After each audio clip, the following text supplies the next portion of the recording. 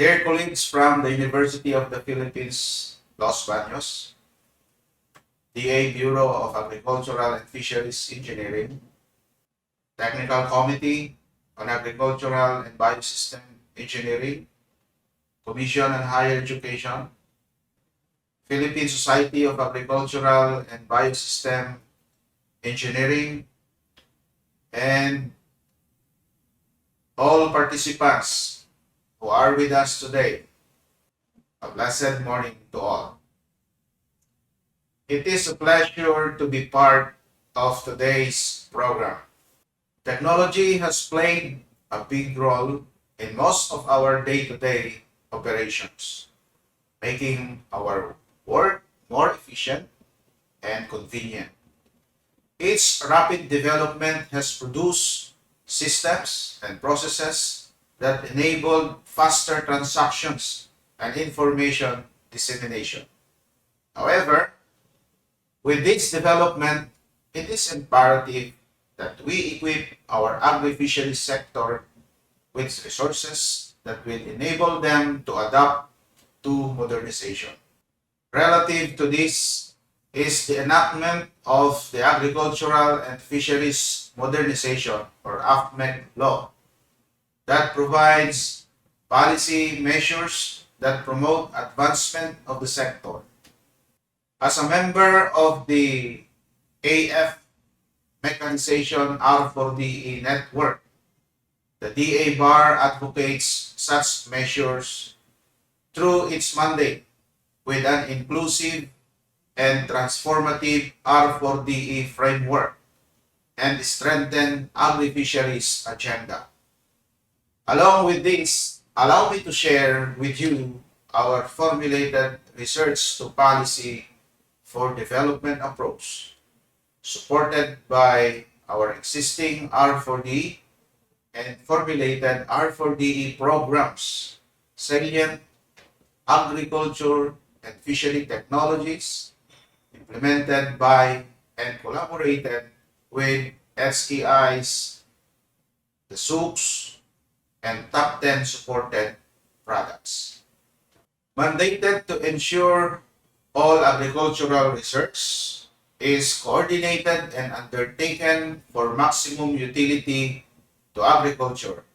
The DA Bar is empowered by its vision of a technology-empowered agri-fishery sector, contributory to inclusive growth and development, and driven by its mission of coordinating, integrating, funding, and managing the R4DE system. Anchored on the one DA pillar and key strategies on modernization, consolidation, industrialization, and professionalization, the Bureau has firmed up its R4D strategies and programs and clustered it into Better, Grow, Angat, and Big Keys.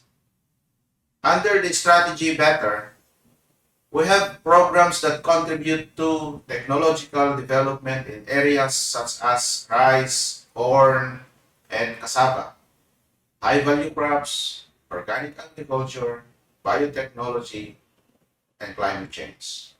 Following this is Grow, where our enhanced community-based participatory action research, or CIPAR Plus, and Yamang Lupa Sustainable Community-Based Action R4DE for livelihood uplifting and prosperity, or YL Scale-Up Program, falls under. We also have Angat, which provide technology commercialization support and technology business incubation. Last on the list is Big Keys, a strategy that targets human resource development, R4D facilities, upgrading, and RRDEN support. The outputs produced from its strategy will lead us to the fulfillment of increased innovative and adaptive technologies, empowered agri-fishery enterprises, and a strengthened R4DE system. These outcomes will direct us toward a technology-empowered agriculture and fisheries sector contributory to inclusive growth for masaganang ani at mataas na kita. To further strengthen these strategies, we have developed an 8-point agenda on agri-fisheries research for development and extension, starting with our agri-fisheries R4D vision for 2050. Following this is our strengthened One Agri-Fisheries R4DE system and agenda, as guided by the Council on Extension, Research and Development in Agriculture and Fisheries, or CERDAF. Third on our agenda is the R4DE Strategic Plan for 2022-2027, which will define our existing policies and procedures to further improve the services of the Bureau. Highlighting the need to transform research outputs and outcomes to policies for development, we have formulated and included in our agenda the research to policy for development approach. Additionally, as we build up our local and international network, we expand our resources through the development of new R4DE programs. In terms of economic impact, we fortify and ensure the contributions of our developed R4D technologies through research investment valuation. With this, we also target a more inclusive planning, monitoring, and evaluation scheme that will involve our farmer experts, LGU extension workers, and entrepreneurs.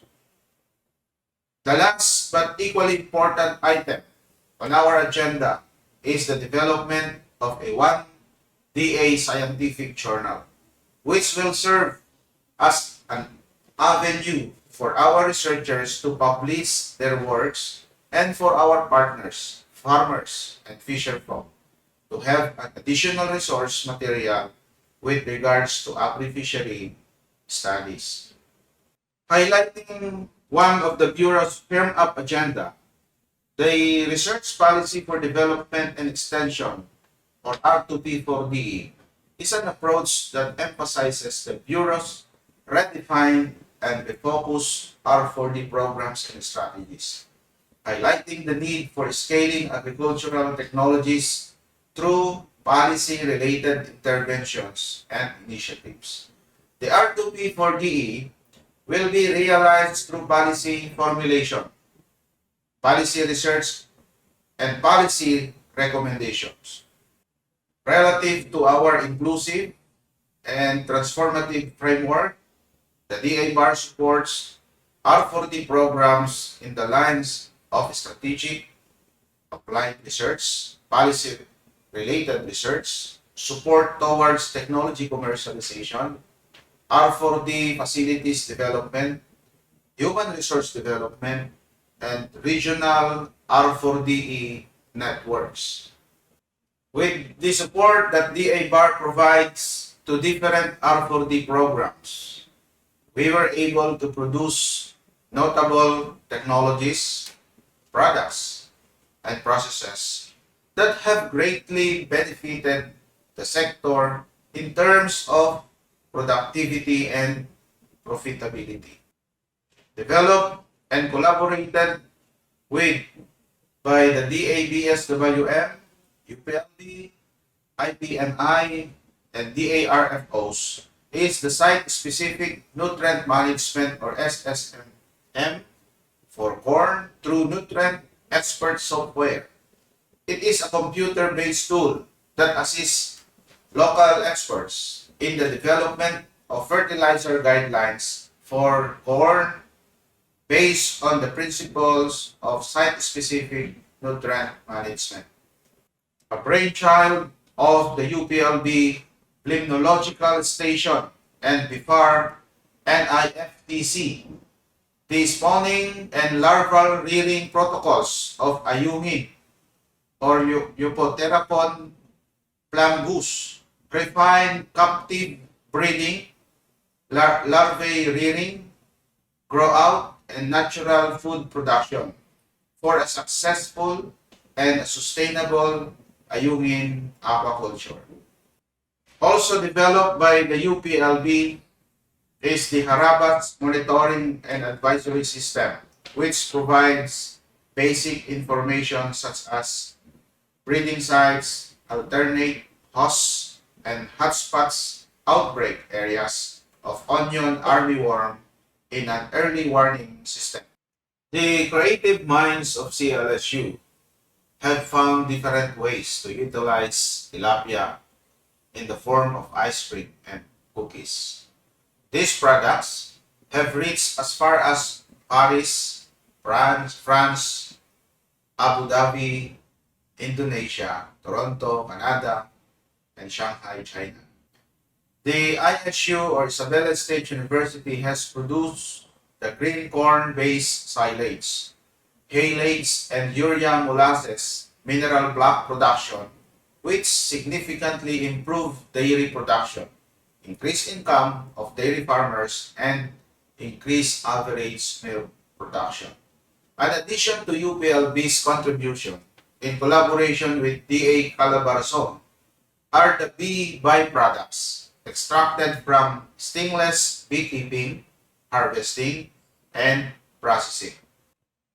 ISU was also able to facilitate community-based cacao production and post-harvest systems and processes.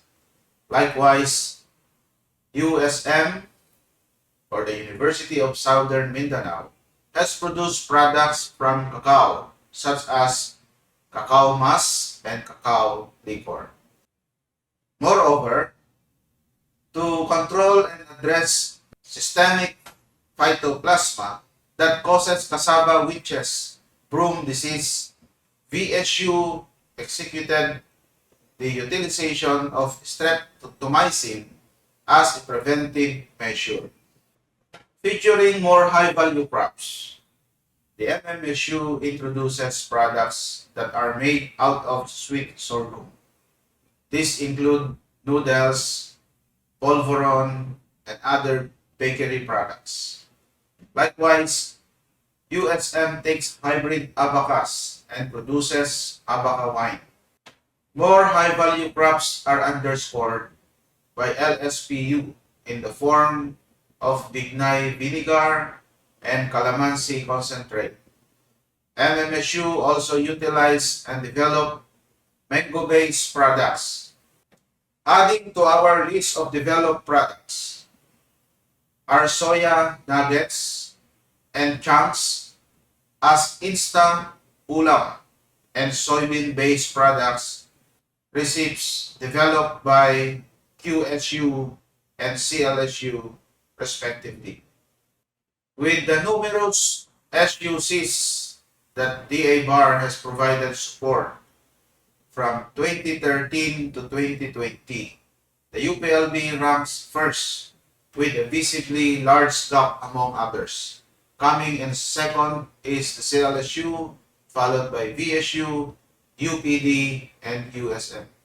Taking the sixth spot with another evident gap is the PSAU, followed by CAPSU, ISU Chagi Campus, PSU, and taking the final spot in the top 10 is MMSU. We still have a long road ahead for the realization of our agri-fishery agenda. With our existing products and services, there is no other way but to go forward. Hence, the Bureau has lined up more R4DE programs for the benefit of our partners, researchers, and more importantly, our farmers and fisherfolk.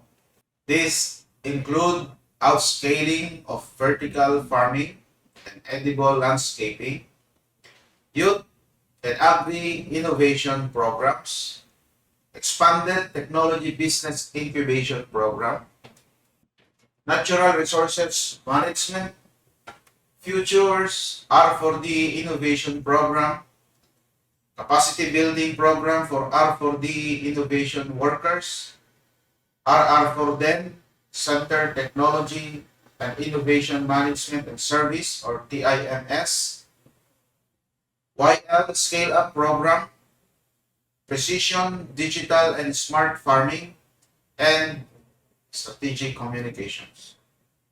Grounded on our mandate of ensuring maximum utility of agri-fishery research, our Bureau vows to continuously produce and provide resources for the improvement of livelihood of our farmers and fisherfolk. With the cooperation and support of our SEIs and SUCs, there is no dream too high, nor plans too impossible to achieve. As we continue to strengthen and pursue the 1DA, let our collective efforts materialize into tangible accomplishments that will ensure a food secure and resilient Philippines with empowered and prosperous farmers and fishers. Thank you and a blessed day to all.